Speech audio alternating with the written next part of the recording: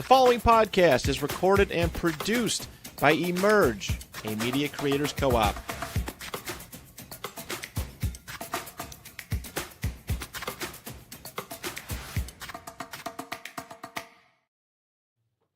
Artificial intelligence. The strangest thing that they found, one of the strangest things, is that the systems that they design, this artificial intelligence, which a lot of people have heard about, is they design a bunch of systems. They're called neural nets. The term's simply taken out of brain work, neurons in the brain. Nets because they actually look like a net. They put in some inputs.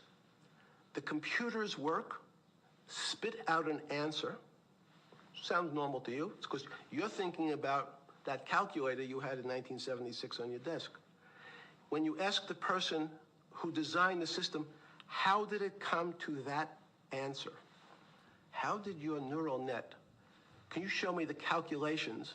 They say, no, we don't know. We don't know how the thing we designed actually came up with that answer. That's pretty strange.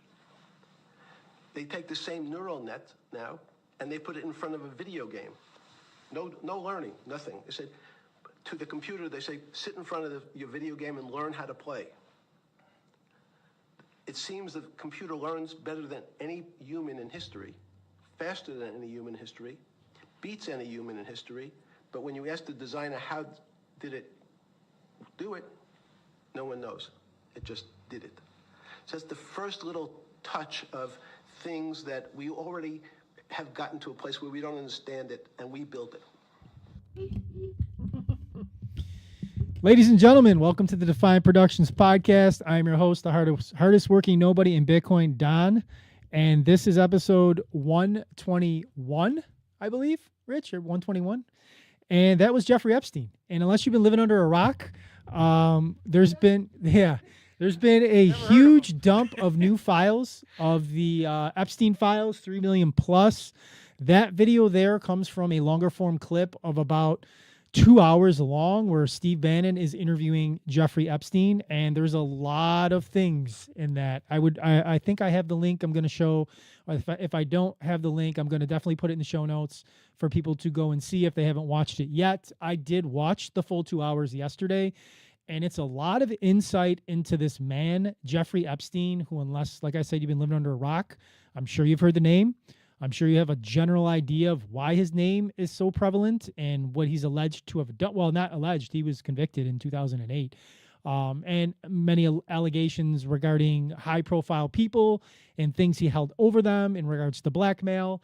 The reason why on this Bitcoin podcast he's even being discussed is because the last 48 to 72 hours, there's been a lot of FUD, a lot of misinformation, a lot of fiction in regards to his ties to Bitcoin and some of the early days of Bitcoin. And today on this podcast, we're going to dispel the facts from the fiction. We're going to talk about what's real, and we're going to talk about what's not real. And I'm going to, of course, give some opinions and some of my feelings on some of those things. We're going to start with the charts, obviously, like, as we typically do, get that out of the way before we jump into the Epstein stuff. Currently, Bitcoin is down. It's down for the last week, about 11%. Had another dip, as well as gold and silver, which we'll touch upon a little bit later as well. Gold and silver had the biggest one-day drop in its entire history, which is just super fascinating in of itself. If we had more time, we could spend a whole ton of time talking about that. But we're going to try to focus mostly on the Epstein stuff today. And I do have a really cool tweet from Marilyn Hoddle from Twitter about Jeff Booth that I want to share as well towards the end of the podcast. Bitcoin sitting at 78,754 today. Like I said, down about 11% in the past 7 days. Roughly up about 2% in the last day. It did drop more yesterday and over the weekend. Ethereum sitting at 2,300, dropping twice as much as Bitcoin in the last 7 days. The total market cap of crypto sitting at 2.64 trillion. Fear and Greed Index at 15. Things are looking rather bleak for the last couple of months, I guess you can kind of say. Normal bear market price action when we're in a typical bear market. So I showed you that clip that we let off the podcast with a little bit of insight into the mind of Jeffrey Epstein. random AI clip for him. We can show this tweet here. This is what we're going to kind of focus on today in the podcast. Recently declassified documents reveal that Jeffrey Epstein mentioned Bitcoin in his emails as early as 2011. Newly released emails reveal Jeffrey Epstein knew and talked to the founders of Bitcoin. We're going to talk about that. We're going to talk about the validity of that. Going to start with this right here. This is a video that's making its rounds on social media. I think it originated on TikTok. I will make an opinionated statement on TikTok. I think 85% of the stuff you see on TikTok is total and complete garbage. Some of it sits in some form of reality, and most of it is just skewed reality to fit some sort of narrative. People want followers. People want to have crazy takes, and this is one of the fake pieces of information that does not exist in the files that were dropped over the past couple of days, the 3 million plus files. This is fabricated. It is not real. A simple 5-minute search on the internet can help you find that information, but somebody posted a video. It's got millions of reshares, millions of views, so everybody thinks that it's real. The email is dated, the fake email is dated October 31st, 2008. It says, "Hi, Bine. Jazane, the Satoshi pseudonym is working perfectly. Our little digital gold mine is ready for the world. Funding secured." October 31st, 2008, for those of you that don't know, is the release of the white paper. It was the date that it was released in the cypherpunk mailing list to all the other cypherpunks. And this allegedly is an email that was released at the same time, stating that their digital gold mine is ready for the world. I'll remind you, it took years before Bitcoin had any real value. So for Jeffrey to say it's a gold mine and think it's going to be this super successful thing that it is today, way back then, is just astronomically ridiculous. Not true. So people have been, I'm sharing this to start, and this has motivated me to talk about this podcast because I was getting both tagged in stuff on social media as well as direct messages from people asking me how I felt about Bitcoin being created by a pedophile and how I felt about Bitcoin going to zero because people aren't going to want to transact in something that was created by a pedophile. It was not created by Jeffrey Epstein. It is not true. This email is false. It's fake. He is not the creator of Bitcoin. We're going to talk about the things that are true in regards to Jeffrey Epstein and what parts of the Epstein file dump were with him mentioning anything Bitcoin related. And we're going to jump into this first. This is an email from January of 2015. So this is roughly 8 years after the creation of the white paper and 7.5 years after the first Bitcoin transaction.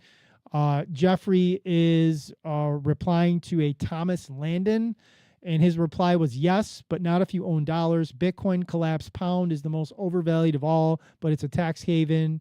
Norwegian kroner, weak, SFR, dollar, only thing to own." Insinuating that the dollar is the most powerful asset, even bigger than Bitcoin. So if Jeffrey Epstein is the creator of Bitcoin, why would he be emailing people shitting on it? If this is his big gold mine for his big pedophile ring and he's going to use Bitcoin to, wash all this money and do all these nefarious things. So this is an actual real email from the Epstein files where he is mentioning Bitcoin and he's not mentioning it in a positive light. So that's the first email.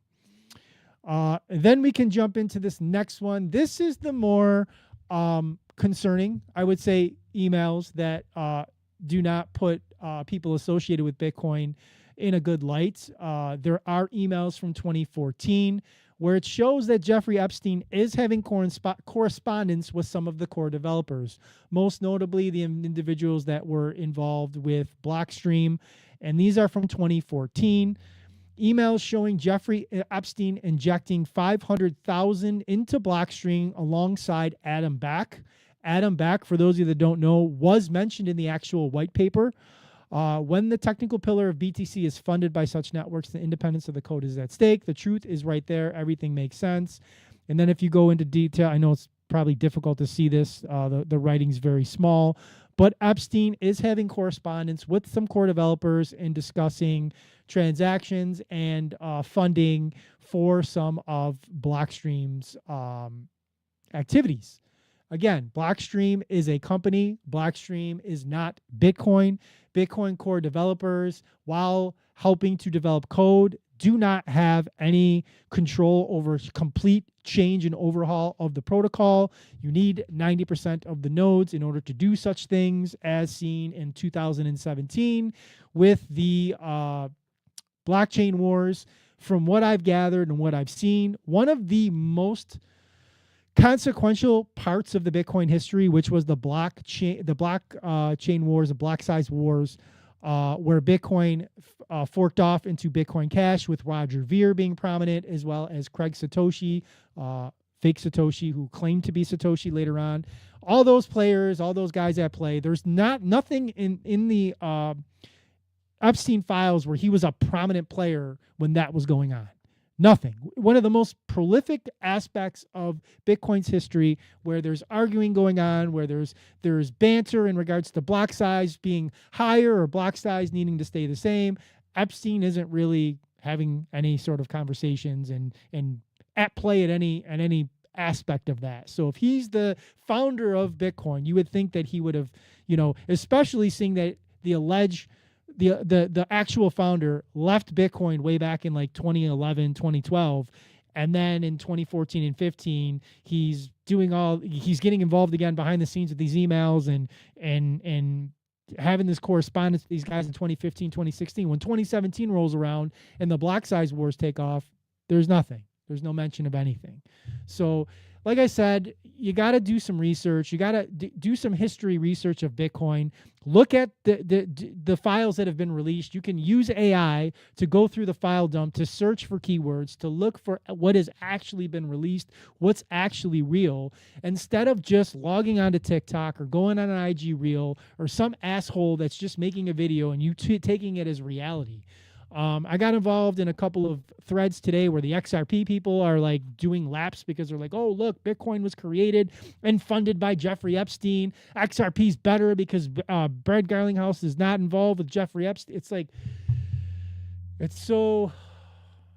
gives me a headache. It's so just defeating to see all this nonsense being thrown out there when people can just take a couple of minutes and do their own research. And it's a bigger conversation, Rich, too, of just like how much of a cesspool social media has turned into, and not just with like this little segment of the internet that I care about, which is Bitcoin and finance, like that little slice of the interwebs, politics, sports. Like, people post shit that's not real, that anybody can literally fact check in real time and see that it's not real. But so many people share it and so many people put it out there like it's reality that people get confused and don't know fact from fiction. And you have people arguing over what's real and what's not real because nobody does any homework anymore. Everybody's a pseudo journalist now, because anybody with a Facebook channel, a Twitter account, or a TikTok account can be a quote unquote journalist and post whatever, and people just believe it. And if you have a lot of followers, people just take it as gospel. Like, oh, well, he's got 100,000 followers or 500,000 followers. Everything he says must be true, or everything he shares must be true. And it's just maddening that people are taking fiction as fact. And I mean, I posted on X earlier today, like, I don't have a huge platform, but I have a platform. I don't have a huge voice, but I have a voice. And being that I do have that, I feel like it's my responsibility to let people know what the realities are and what the facts are from the fiction. And also tell you when I'm giving my opinion, which I try to do. I try to tell you when it's Don's opinion and not necessarily factual. And from the research that I do on my own, what I am presenting as being fact-checked by me or fact-checked by people that I trust, and I'm presenting it as what I believe to be facts, and then give my opinion on that. What are your thoughts on that type of stuff, Rich? Switch. Yeah, it's like it was a tough weekend with the Epstein files drop and so many other things, and reporters being arrested, and we're still it's really hard. It's because there's so much false information, and some of it's being inaccurate information is being put out by people in the government as well as people that are. I mean, I don't even just from the administration. I mean, just both sides are just putting out information and then it's hard because and I have been snookered a whole bunch of times where I thought something was real, it looked real. I thought I Googled it, and tried to double check, and then sure enough, oh nope, that was fake. Like it's very, and that's the problem with even like these Epstein files things, for example. There's so many fake ones that people have created that which is obviously the goal to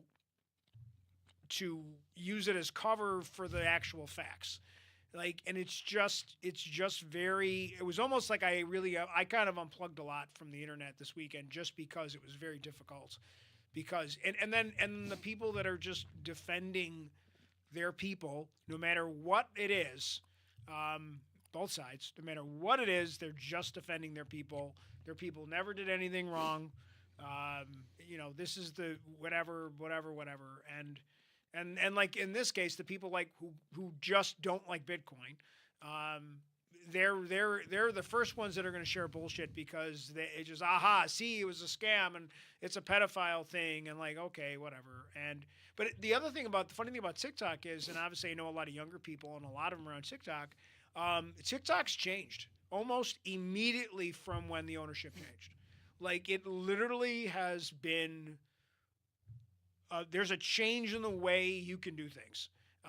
People have found, people that I know that post a lot of stuff, nothing important, not even political, just silly things, have found that their algorithm has changed since the new owners have purchased it and have slowly started to take control. They're already seeing things that are popping up that are not things that ever popped up before. There was no reason to be popping up in their algorithm. So that's a whole nother thing that even if you don't like TikTok, I think TikTok just got worse.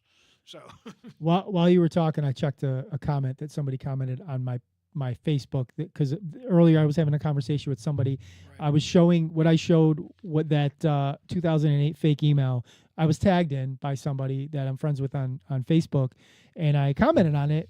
Much of the stuff that I just espoused and said on the podcast, debunking it and saying it's not real. And I asked, because he said he thinks somebody evil, if it's not Epstein, he said somebody evil created Bitcoin. I said, okay, that's an opinion. And I said, what thesis do you have that draws you to that opinion? And he just responded saying, I don't know, somebody evil or the NSA created Bitcoin, completely avoiding the question that I asked. And that's the problem. People are having opinions, which is fine. You're entitled to have that, but they have no logical basis for that opinion that's based in reality.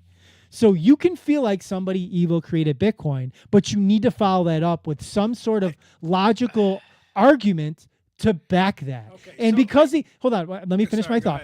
Because the NSA is a shitty organization, which I definitely agree with. And I think that 2004's Patriot Act and everything that happened after that in Snowden exposed all of that. So I agree with that. But to jump to the conclusion because you don't like Bitcoin, because of whatever reason that is, and I'm not totally sure, and I'm not just talking about this person individually, I'm talking about people as a whole, because you don't like Bitcoin, that it automatically has to have been created by somebody evil. And here's the thing, okay? If you just take a step back and think logically, if your thesis is that Jeffrey Epstein created Bitcoin, and that's where you land, think about this for a second. If a piece of shit pedophile who's a financier, who's washing money, who's doing all these nefarious things that we've seen from the late 90s all the way up until he allegedly hung himself in 2019, and he had this island and he's got all this stuff going on, if where he draws the line is not spending the 1 million Bitcoin tokens that have been sitting idle since January 3rd of 2009, he'll do everything else except move those tokens when they went from literally $0 to potentially making you one of the top 10 richest people in the world, and you have the keys to those tokens. This devil of a man draws the line at touching the tokens of Bitcoin. So please be logical for a second. That was exactly where I was going with this. It's so let's just, the theory is he's Satoshi. Okay, so he's Satoshi. But like, when did Satoshi's coins stop moving, or when did he seem to disappear? What year did he just kind of The Genesis block there's 1 million tokens that are in Satoshi's wallet. They've never moved ever. So They and were how much- mined. so I guess, but when is like it theorized that he's just kind of like disappeared? It wasn't 2019 is my point. Like, so he didn't do anything with any, like he invented it, but he's not moving it at all. He didn't buy a single more coin or one Satoshi. Like he didn't do anything with it. Like His final public post was December 12th of 2010 on the so Bitcoin 9 Talk years forum. before, he died, when he hung himself or he was murdered while trying to escape or whatever the story is with Epstein in prison. That's what we're supposed to believe. Like, it doesn't make any sense. And also the thing is like, there's just so many contradictions. There's so many contradictions for it to be. Now, do I believe in the conspiracy thing that he was early in on? There was a lot of people that probably had early options to get into this early. And do I think maybe he got into it? Sure. I wouldn't be surprised if that at all. I also think that I wouldn't be surprised if some of the other rumors that were going on about, like, some of the nefarious reasons, but it just doesn't make any sense, because if they're doing that, then why aren't they reaping the benefits of it if that's why they created it, as a money laundering scheme, so to speak? Yep, and just to tie a bow on the Satoshi stuff. Final correspondence, April 26, 2011, an email to Bitcoin developer Mike Hearn. Transfer of power before leaving. Satoshi handed over control of the source code repository and alert key to Gavin Andreessen. And some analysts suggest on-chain activity potentially linked to Satoshi continued until 2014, though public communication stopped in 2011. Satoshi's departure occurred as Bitcoin began attracting broader attention, including potential interest from the CIA. I don't think the NSA is even smart enough to invent Bitcoin. I want to read this post by Simon Dixon, who, if you're not following on X, you're missing out. He has great takes on a vast array of things politically and finance. But he posted this.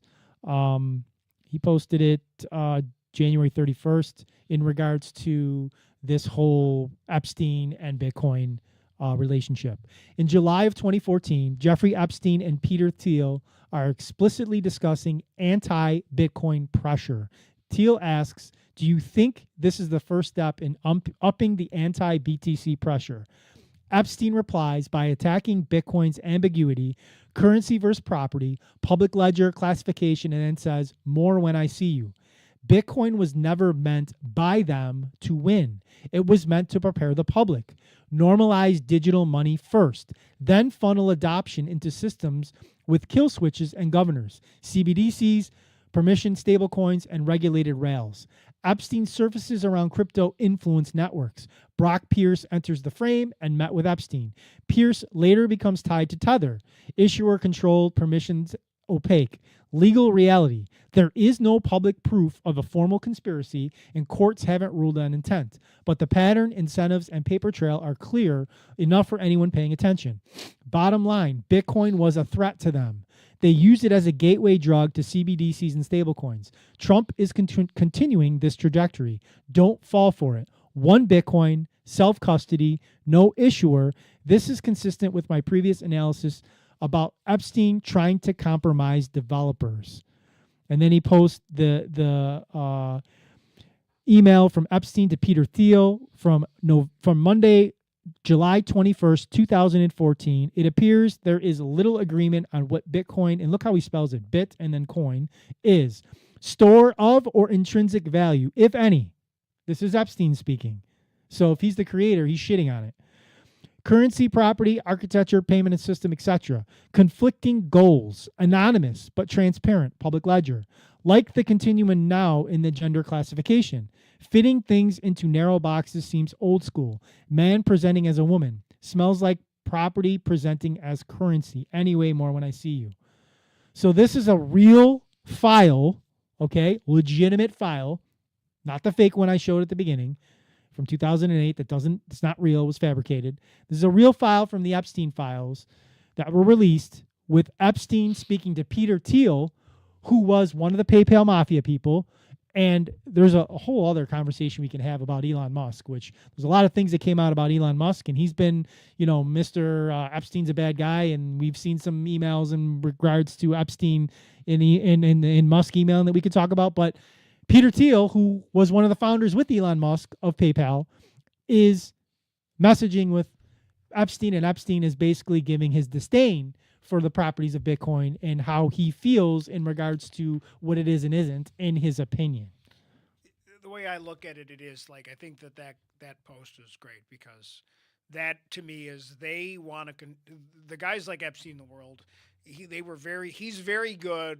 Like, he had a lot of stuff on a lot of people, and I'm sure that in an effort to try to control Bitcoin, he would have probably attempted to try to influence, blackmail, get stuff on, because that's what he seems to be really good at, was doing that type of things to get people to come to the island, get him in compromising situations so that he would have stuff on him. And then that's kind of like how he did things. And there's all kinds of conspiracy theories about him, and I believe some of them, to be honest. But I think ultimately for Bitcoin, it was like he couldn't get his hands on it. And I think he's a guy that wanted to have his hands on it. Even if he couldn't control it, he wanted to have his hand. He wanted to know who it was. Like, he wanted to be able to say, I know where he was an information. He was, like that type of guy. So yeah, I mean, the fact that he couldn't control it, and people, instead of going to him for things, could use Bitcoin as an investment. I could definitely see and can understand why he would be against it, because it's a way of getting yourself out of this system of ours. In this thread here, kind of encompasses the whole destruction of the narrative of Epstein creating Bitcoin, or even the NSA creating Bitcoin, or any of the nonsense out there that people keep pushing that are haters or detractors of Bitcoin, that are, for whatever reason, trying to get people to destroy it, or whatever their intents are that are negative. Important. If you think Epstein has a backdoor in Bitcoin because he controlled the core developers, you don't understand what open source means. There is no hidden code. Everyone in the world can check it. A backdoor would be found. And then the first comment by Rob B. Cool says, most people don't understand code enough for it to even make sense, so they inherently rely on some form of trust. Unfortunately, being connected to Epstein in any way is a very spicy topic. I agree. So it generally erodes trust. They will all regain trust when they see that we haven't budged while everyone else has. And then somebody pushes back and says Blockstream said Jade is open source, yet a third party found a vulnerability, talking about Blockstream being an open source code. And then Bitcoin for Freedom responds, yes. And imagine how many people that are checking the Bitcoin code compared to the Jade code. Imagine how many nation states that are trying to find a hole in the code. 17 years and counting, and they found nothing. A couple things I want to address with that. Number one, open source code. If there's a backdoor, somebody would have found the backdoor and co-opted Bitcoin at this point. When it moved 8 decimal spots, okay? I want people to think about this for a second. It's something that's gone magnitudes of multiples that nothing else we've ever seen in history has ever done in such a short period of time. Even stocks that have made astronomical moves never started as being worth 0.000000015 cents, right? Gold didn't start out as being valued 0.0000001 cents. Nothing in history has started out with such a low value and moved 8 decimal spots of a multiple plus. Hundreds of millions of percentage points. We've never seen this before. So if there was a backdoor and there was some sort of code that could be unlocked that somebody could do to co-opt Bitcoin, it would have been done by now.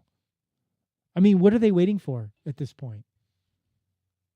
And the code would have been seen that it was co-opted. And the back door would have been seen that somebody went through it. Because again, it's open source. Anybody in the world can view it, verify it, and see it. So people just can't conceptualize that, which is the point that Robbie Cool was making. Code doesn't make enough sense for people for them to understand that everything you engage in requires trust.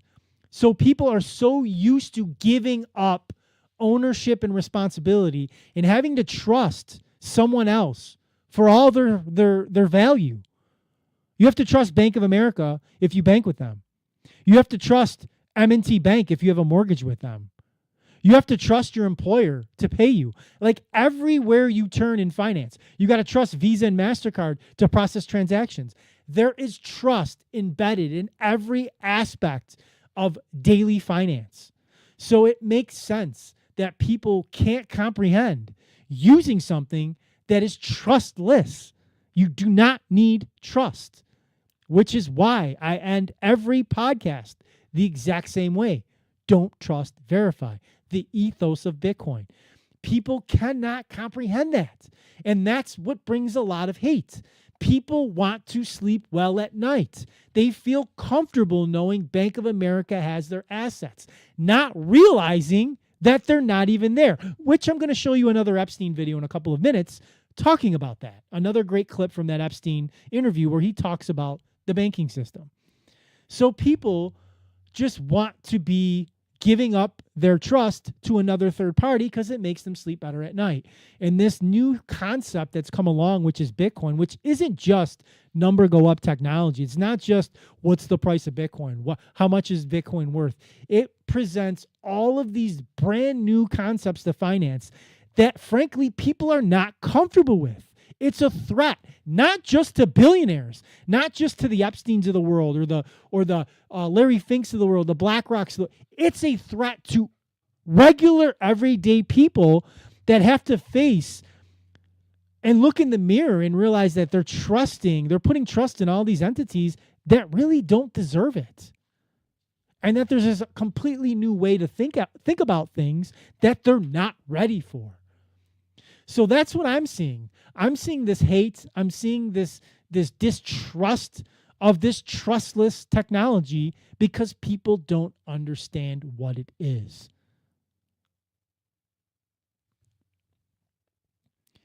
Moving on, I'm gonna show this next clip with Jeffrey Epstein talking about the banking system.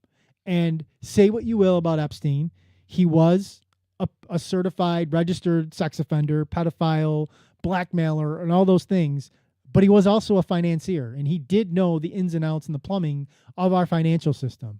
And you've heard me speak about this on the podcast before, but we're going to hear a clip of Jeffrey Epstein speaking about the banking system from this clip of this interview with Steve Bannon. Understood. There's a fundamental part of money which is called fractionalized banking. And fractionalized banking is something that finance people understand, and the people on the street, and when I say people on the street, that's where I was when I started on Wall Street, would find it impossible to believe. Impossible. Why? Bannon Bank, I give you $1, just one single dollar. In our system of banking, I would say, okay, Steve, I gave you $1. How much can you lend out to your friends?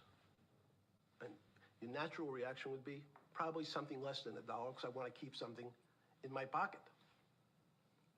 The way our system works is if you as a bank are holding my $1, you can lend out an additional $8 or $9. No, it's impossible. I only have $1, Jeffrey. We have something called fractionalized reserves, which is if you have 1, you can lend out 9. That's the way our system works. And so not only do world leaders not understand banking, but the man on the street, my father who worked in the park department, it would be beyond his imagination that people could lend out more money than they actually had in their pocket. Next question. Next question. He's just bossing Bannon around in the interview. But yeah, there's another clip, and I will say, after watching this 2 hours of Epstein being interviewed by Bannon, and Bannon does, to his credit, challenge Epstein in a couple of clips. He does even call him the devil and asks him how he feels about being referred to as the devil, because this interview is from 2018, 2019, right before he was arrested the last time when he offed himself allegedly in prison. He pushes back on Epstein in a couple of spots. But I will say, because all we ever get with Epstein is all these narratives about how much of a devil he is and horrible human, and I'm not going to dispute any of those things, but you definitely see a more humanized side of Epstein because there's not a lot of footage that we have of Epstein doing anything outside of the little clips we see of him running around with kids, or pictures with Ghislaine, or pictures with Trump, or even the deposition that he gave prior to his conviction in 2008, which is just specifically on the crimes that were committed at that time, talking about that. This is Epstein talking about how he views the world. And we get an insight into the mind of this modern day devil. I mean, most people walking Earth right now believe that he's the reincarnation of Lucifer. And you get to see him speak on things, and most specifically on financial aspects that he would have a lot of experience and knowledge speaking about. Well, clearly he was incredibly intelligent, because he knew what he was doing. I mean, he played a long game, doing a lot of stuff, and not just the island stuff, just everything that he did to get to the level of success and financial success that he had. It wasn't luck. It wasn't, it was, there are a lot of nefarious things that he did, and a lot of it, but he understood how to use the system. That's for sure.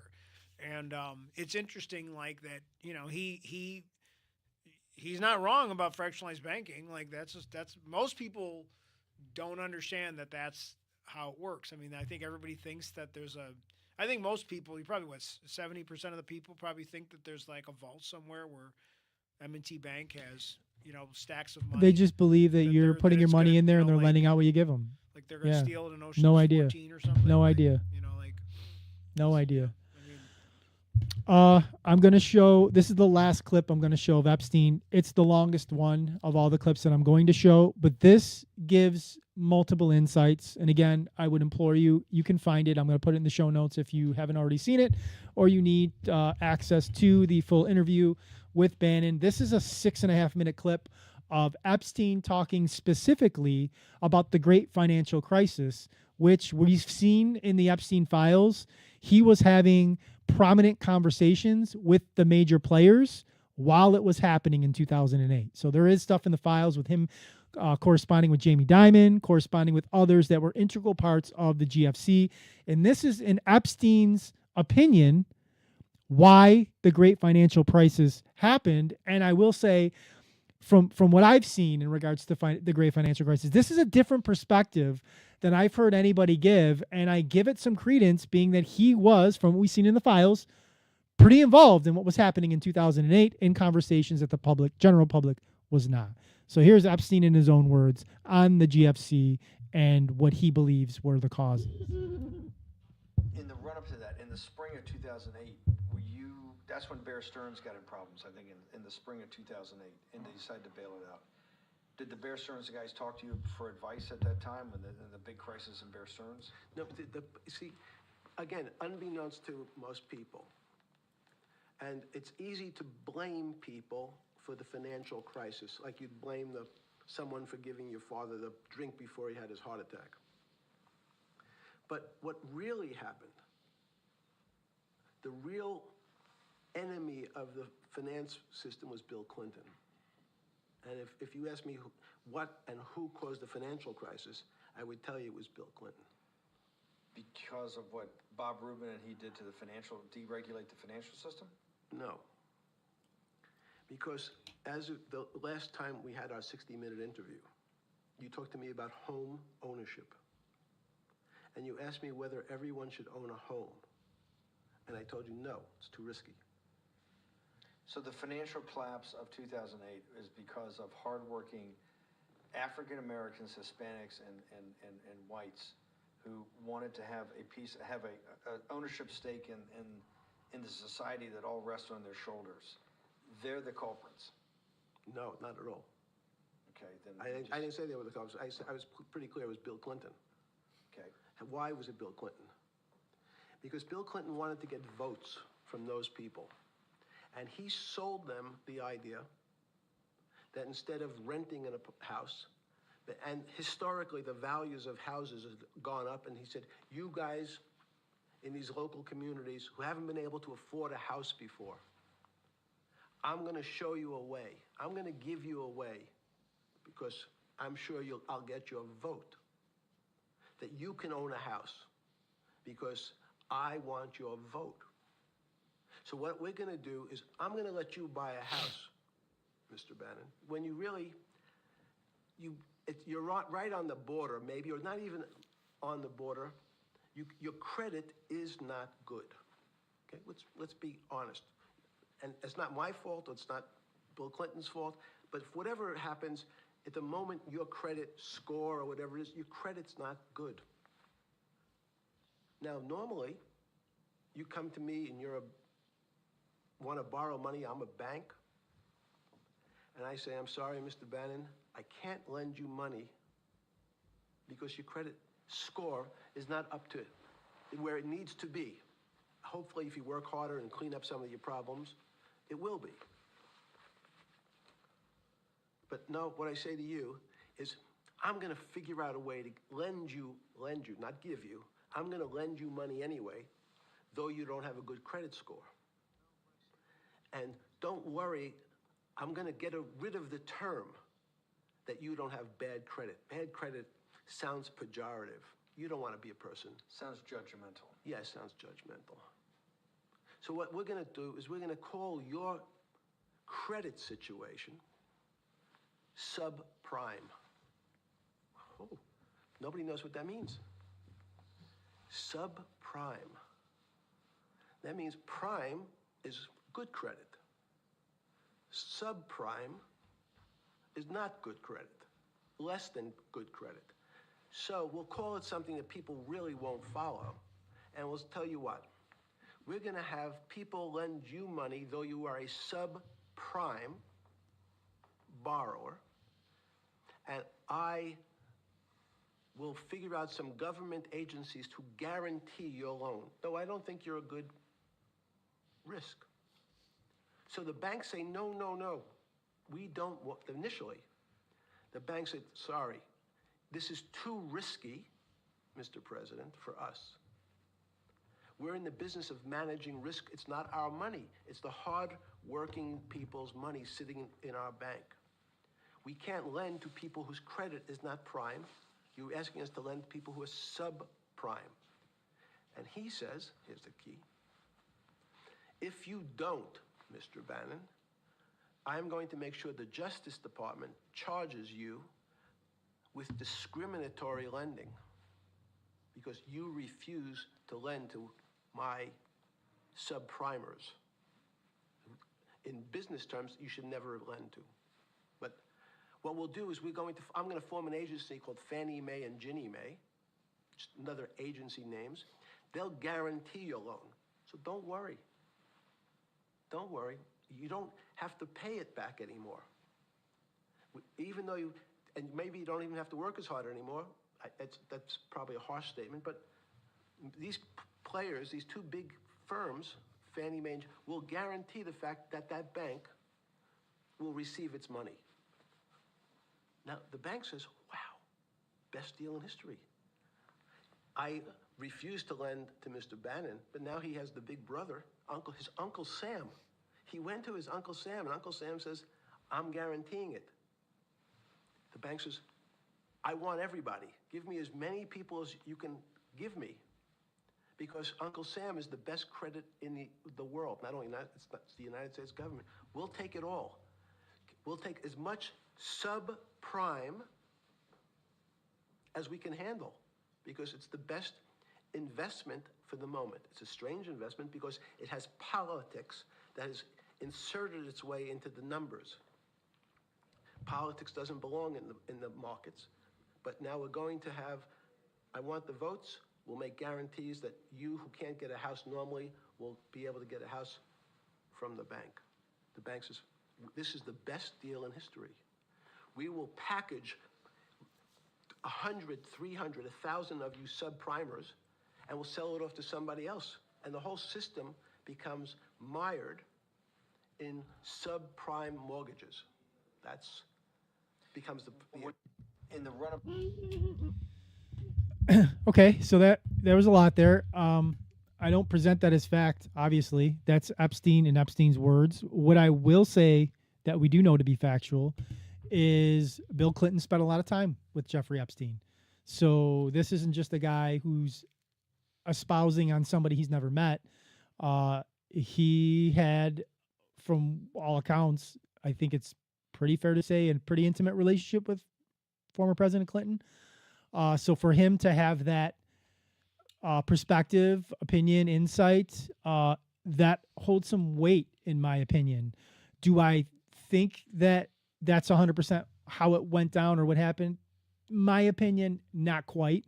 I don't think it's as simple as he laid out in that 6 minutes a clip. Do I think some of that, of what he said, could potentially be true? Absolutely. I absolutely do. It's like I said, like that, if you watch that clip and you divorce yourself for a second from the fact that this is a, pedophile, complete monster that's speaking, he kind of comes off as a human dude that has some insight into finance, that's kind of talking an opinion in regards to something that happened, a huge event in our nation's history, in the world global history. And you would take some of what he says as probably being true. But if you watch it with the skewed eyes of him being the reincarnation of the devil, you would probably just dismiss everything he said and just be like, this guy, F him, he doesn't know what he's talking about. So if you do decide, or you're going to watch the full 2 hours, I would, what I tried to do, and again, we're all biased, we have our biases and it's very difficult to do. I would try to watch it pretending that it's not Jeffrey Epstein, that it's just some guy that was in finance that's giving you a little bit of insight on things that happen behind the scenes. And I think if you do that, you'll gain value from it, and you won't spend as much time feeling sick and vilifying the guy that's talking. I think you might gain some value from watching it, in my opinion. It's interesting because, like, there's 100 people that talked about Fannie Mae and Sallie Mae. So he's not. I think a lot of people are of that opinion that was one of the major factors which led to the collapse, because everybody thought they were giving out, and a lot of people made money doing this, and the banks were told what? They were too big to fail, right? So we this was, and obviously every politician wants votes. They all do this. So I'm not defending Clinton. I'm not saying Epstein was wrong. I think this is a pretty common narrative. I'm sorry, Alicia commented, he was a finance genius, though. I mean, he really was. I mean, there is a narrative out there that he was an idiot. People are trying to paint him as an idiot. And I think if you watch that interview, he does in parts come off as a complete piece of shit. Even if you're trying not to view it as that, there's just some very pompous parts. But you can't deny his intellect in regards to things financial. No, there's no doubt in his mind. The guy knew what he was doing. He was financially, he was savvy, not just politically. He financially, he understood how to get people to do what he wanted them to do. Whether he did it by giving them what he thought they wanted, by putting them in situations where he could compromise, whatever it was, he had a system, and it worked because he obviously was worth a ridiculous amount of money, and his influence was even more. He pulled off a scheme of epic, regardless of how he was put in that position or who backed him, if it's Mossad, if it's whoever, I don't know. Those are all speculations, but regardless, he pulled off an epic operation, and I don't say that to glorify it in any sort of way, because it was disgusting what happened behind the scenes, and there are real victims that were affected. But the grand scheme, from there was a 3 million file dump that if you pile them all up, I read, it goes higher than the Empire State Building if you were to pile those pages up page by page on this guy. One that's one not guy, even and all these everything. ties to That's this the thing, individual. like that, there's so much out there, and that's the thing. There's so much stuff. He had his hands in so many things, whether it's Mossad or whatever it is. Like he, but so when you listen to this, and again, like the two clips that you aired, there's a lot of knowledge there, and and again, like we knew a lot of people that were buying homes in the early 2000s that there was no way their salaries could support. They did not understand how about. I mean, again, it's the same, but we're not any better at financial literacy we were in 2005 than we are in 2026. Like I'd argue worse. If Sally Mae 2 came out tomorrow, if they created a new Sally Mae and it would be the same thing. We would do the same. People would not know any better. Some people would, but in general, there would still be a lot of people that would still think that somehow the banks told them, yeah, you're approved for a $400,000 house and you collect rocks for a career. Like that's, it was a thing. And a lot of people made a lot of money off of it, and they knew it was a collapse, but they didn't care because they knew they'd make their money in the short term. Did you watch that 2 hours of Epstein yet? I have not watched 2 hours of Epstein. I would suggest, because I think you can watch it with an open mind. I think you have that capability.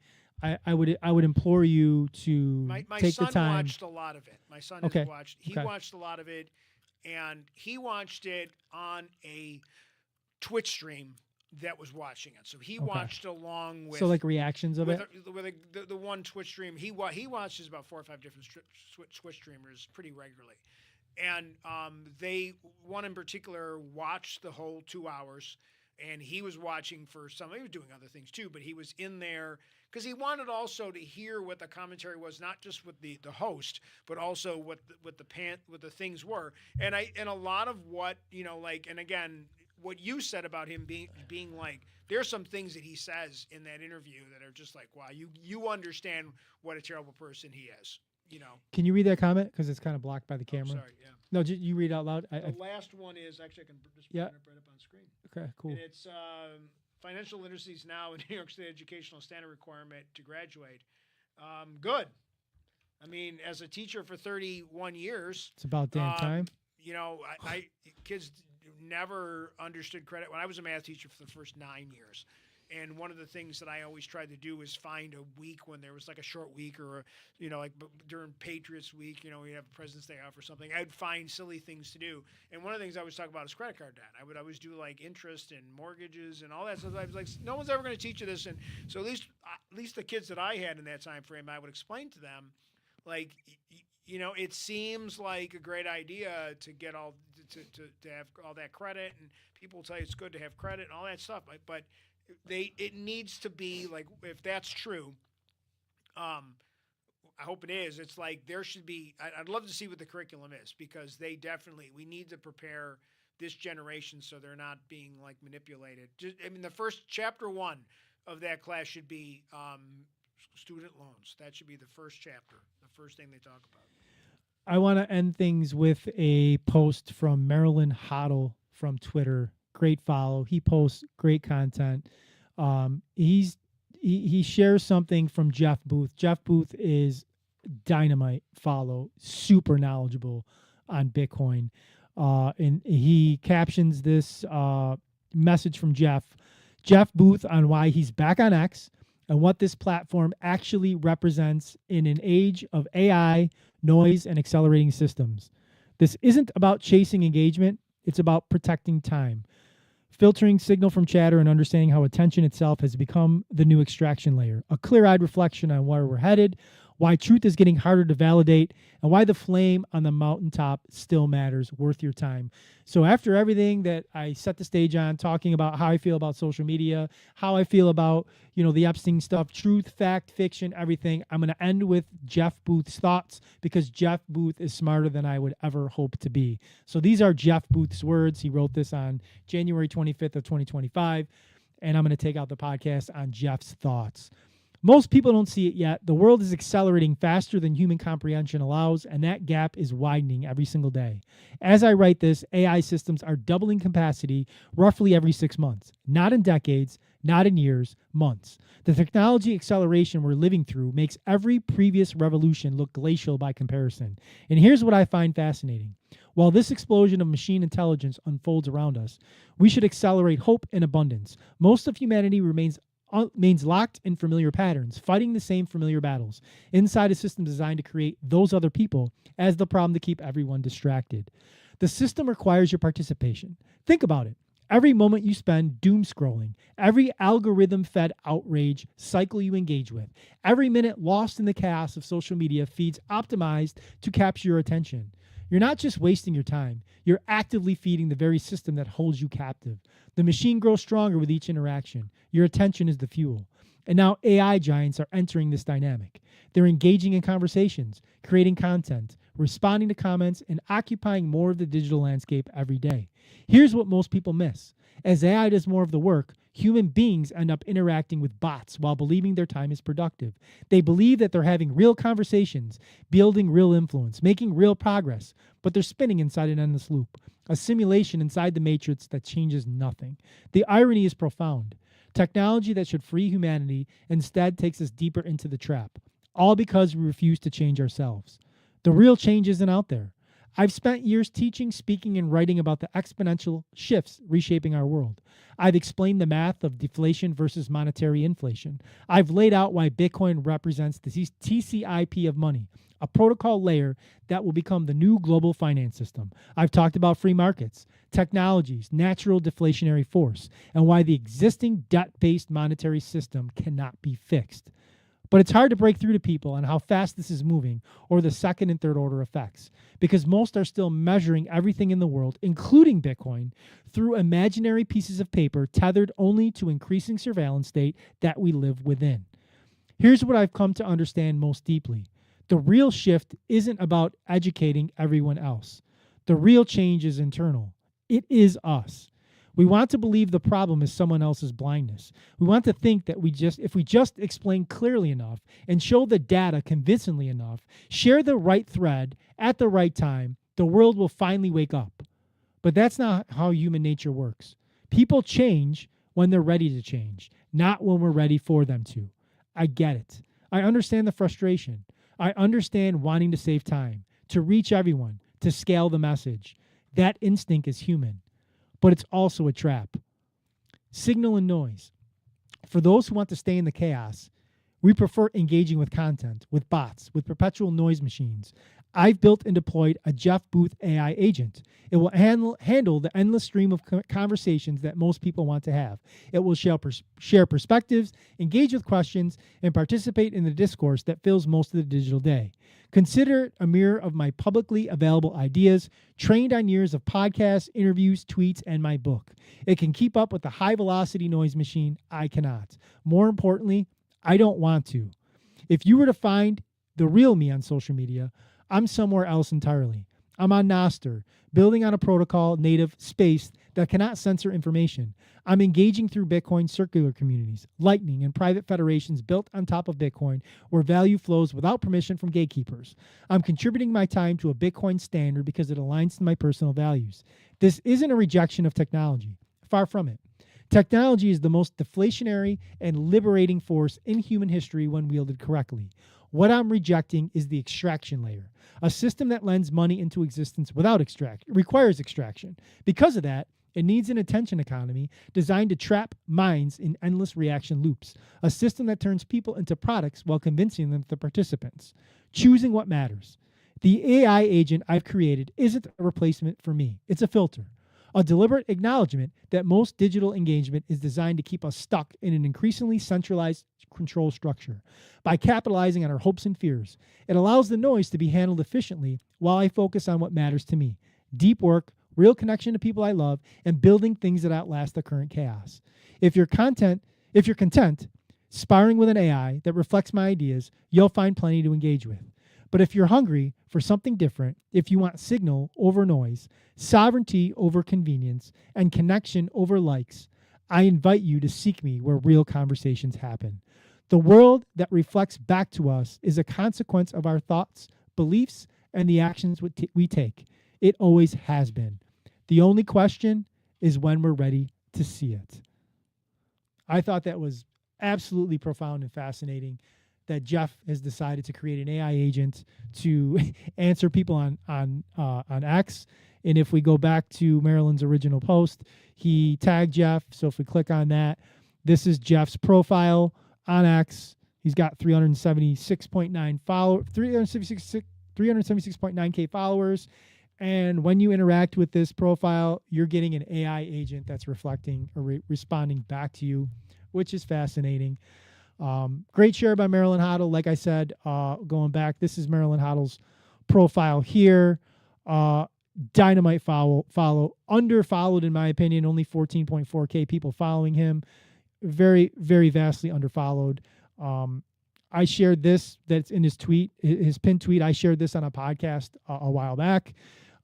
He's great. I reached out to him today to let him know I'd be sharing this on the podcast, and he gave me the thumbs up. So that was pretty cool. And the last thing, I know we're over the time, but I do want to share one quick tweet really quick at the end of this, and then I promise we'll be done for the week. I've seen far worse moments in Bitcoin's history. The collapse of Mt. Gox and FTX, Bcash civil war, China FUD, mining deal spiral FUD, other crypto assets attacking Bitcoin's narrative, and etc. But I still believe that Bitcoin is the solution to trust in the financial system. With Bitcoin, we don't have to trust in banks, the Fed, or the government, which reminds me of Satoshi's first statement after he wrote the white paper. The root problem with conventional currency is all the trust that's required to make it work. The central bank must be trusted not to debase the currency. But the history of fiat currencies is a full breach of that trust. Banks must be trusted to hold our money and transfer it electronically, but they lend it out in waves of credit bubbles with barely a fraction in reserve. Satoshi. Those who understand the value of Bitcoin and HODL are rewarded. Those who don't are shaken out. Which one will you be? Thanks for watching. Please follow me on X. Please follow me on Facebook. Friend request me. Share out this content. Subscribe to the YouTube channel. Let's help get the message out. I'm doing my best to try to be a positive advocate for the Bitcoin community. Give your boy some support. As always, don't trust, verify. Thanks for watching again. See you next week.